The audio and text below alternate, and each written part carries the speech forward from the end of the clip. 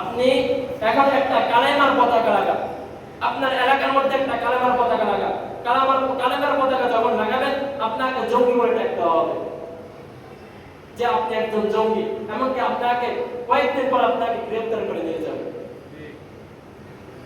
কালেমার পতাকা লাগানো যায় না এই দেশে, এই দেশে কালেমার পতাকা চলে না, কিন্তু ওই ভিন্ন ধর্মীদের সব কিছু এই দেশে চলতে পারে।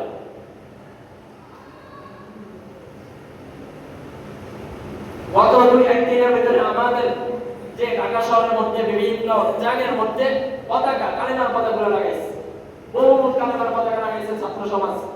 লাগানোর পরে রাত্রের ভিতরে সব কালেমার পতাকা সব দিয়ে আগুনের মধ্যে পড়ে গেছে। আগুনের মধ্যে কালেমার পতাকাগুলো পড়ে গেছে, যাত্রাবাড়ি ফ্লাইওভার থেকে সব পতাকা গুলো। তাহলে আমার অন্তরের ভিতরে আপনার ভিতরে কি লাগে না ওই কালেমার মধ্যে কি লেখা আছে? ওই কালেমার মধ্যে, ওই কালেমার পতাকার মধ্যে কি লেখা আছে? অন্যায় কিছু লেখা আছে বা গুনাহের কিছু লেখা আছে? এজন্য আপনি উদ্যোগ নেন, আপনার শহরের মধ্যেও কালেমার পতাকা দিয়া আপনার শহরকে সাজাবেন, আপনার ঘরকেও সাজাবেন। আপনার সবাইকে কালেমার পতাকা দিয়া আপনার পরিবারকে সাজাবেন, সবার সমাজকে সাজাবেন। এই কালেমার পতাকা কার পতাকা? আমার রাসূলের দেওয়া পতাকা। আমার রাসূল যে পতাকা নিয়ে উহুদের যুদ্ধ করেছেন, আমার রাসূল যে পতাকা নিয়ে বদরের যুদ্ধ করেছেন, আমার রাসূল যে পতাকা নিয়ে খন্দকের যুদ্ধ করেছেন, আমার রাসূল যে পতাকা নিয়ে খন্দকের যুদ্ধ করেছেন, আমার রাসূল যে পতাকা নিয়ে বিভিন্ন সময় সব কিছু যুদ্ধের মধ্যে এই পতাকাকে ব্যবহার করেছেন। এই পতাকার পাওয়ার আছে। এই পতাকার যদি পাওয়ার না থাকতো তাহলে তো ইহুদি খ্রিস্টানরা এই পতাকাকে ভয় পেত না।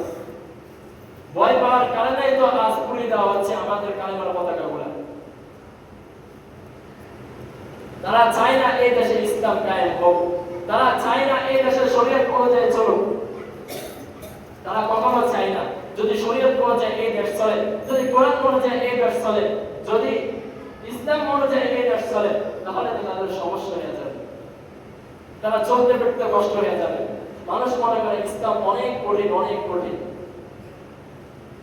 আমাদের মা বোনরাও মনে করে ইসলাম অনেক কঠিন, ইসলামের মধ্যে একটা পর্দার বরাস বিধান দিয়েছে, এটাও আমাদের জন্য কত কঠিন। অথচ আল্লাহ তাআলা বলেছেন না, যে ইসলাম হচ্ছে মাঝামাঝি। তুমি যদি তোমার জন্য সহজ করে নিতে পারো তাহলে তোমার জন্য সবকিছুই সহজ।